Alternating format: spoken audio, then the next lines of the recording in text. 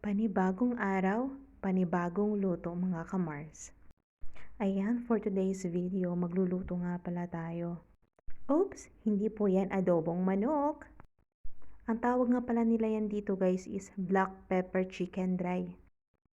Patapusin nyo lang po tong aking video para kayo po ang makakasaksi bakit pepper chicken dry ang tawag dyan. So ayan na nga mga kamars, may hiniwa na akong manok dyan. Siyempre, nilagyan ko yan ng tubig, nilagyan ko yan ng asin, at nilagyan ko yan ng kalamansi. Napakadali lang nito mga kamars. Ayan, namekos-mekos ko na. Huwag po kayong mag-alala mga kamars, malinis po yung aking kamay.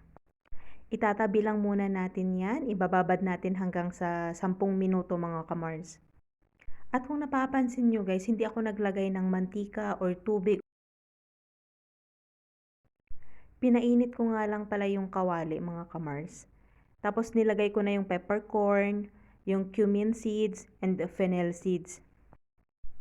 Imekos-mekos mo lang yan mga kamars hanggang sa medyo maluto siya.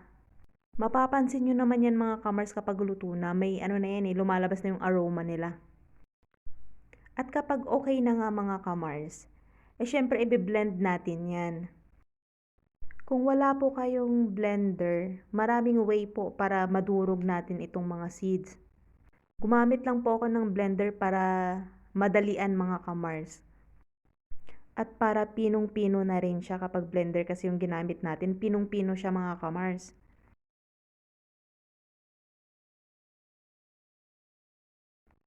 Kaya nga kung napapansin nyo, ilang beses ko talaga tong pinaikot-ikot. Kasi nga gusto ko, pinong-pino talaga siya. Hindi kagaya sa jowa mong pinaikot-ikot ka lang. Charot! Kasi nga, mga kamars, kapag gusto mo talaga na masarap yung niluluto mo, ay kailangan mo magtiyaga. Hindi sa lahat ng oras, kailangan madaliin ang mga bagay-bagay. Charot!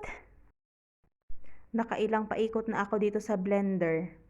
Pero parang ganun pa rin, may buo-buo pa rin mga kamars. Ano ba? Sige na nga, pwede na yan.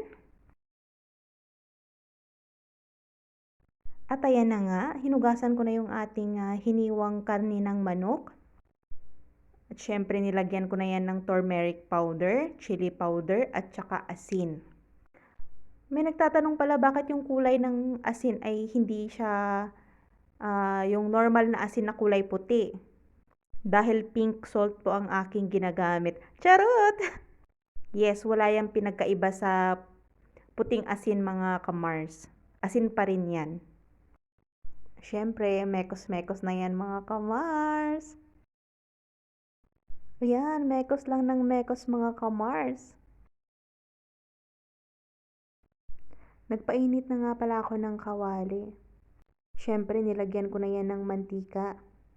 So, kapag mainit na rin yung ating mantika, mga Mars, lagyan natin ng cumin powder. At syempre, isunod na natin yung ating bawang. Hiniwa ko nga pala yan ng maliliit mga kamars. Mekos-mekos mo lang yan. At syempre, pag may dried chili kayo dyan, lagyan nyo. 2 piraso nga pala yung nilagay kong chili dried dito guys. At syempre mga kamars, kung meron tayong dried chili, ilagyan din natin ng fresh chili green yan. At dahil nga maliliit yung ating chili green, hinati ko lang yan. Syempre, sinunod na natin yung ating sibuyas. Hiniwa ko nga pala yan ng pahaba mga kamars. So, hayaan lang natin na mag golden brown siya. Syempre, imekos-mekos nyo lang yan mga kamars. Ang bango nung cumin powder na nilagay. Siyempre kung napapansin yung medyo brown na yung ating sibuyas, ay pwede na natin ilagay yung ating manok, yung ating karne ng manok mga kamars.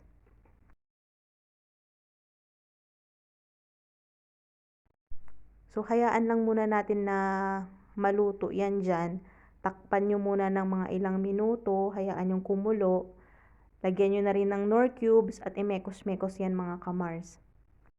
Actually, madali lang siyang lutuin mga kamars. Promise. Ito yung ulam na walang maraming arte sa katawan. Charot! At ayan na nga, nilagyan ko yan ng konting tubig mga kamars. Tansya-tansya lang. At syempre, wag niyong kalimutan yung asin. Dahil dagdag sarap yan sa ating niluluto. Syempre, wag niyo rin kalimutan na tikman yan. Baka maalat or kulang pa ng asin. So, bahala na kayo mga kamars. Actually, nilagyan ko lang yan ng konting tubig para maluto lang yung karne ng manok natin mga kamars. Kasi itong ulam natin na mga kamars, walang sabaw po ito, dry po ito, kaya nilagyan ko lang yan ng konting tubig hanggang sa maluto lang yung manok. At kung naaalala nyo, yung spices na blended natin kanina, yung paminta, yung cumin seeds, at saka fennel seeds, so ayan na nga, nilagay na natin dyan sa ating karne ng manok. Siyempre, nimekos-mekos ko na rin yan mga kamars. No, kung titignan nyo siya mga kamars, para siyang adobong manok. Yung itsura niya parang adobong manok. Pero syempre yung lasa ay iba naman. Yung itsura lang. Charot! So nung nilagay natin yung blended na spices, yung amoy, yung lasa ng fennel seeds, ang sarap, ang bango.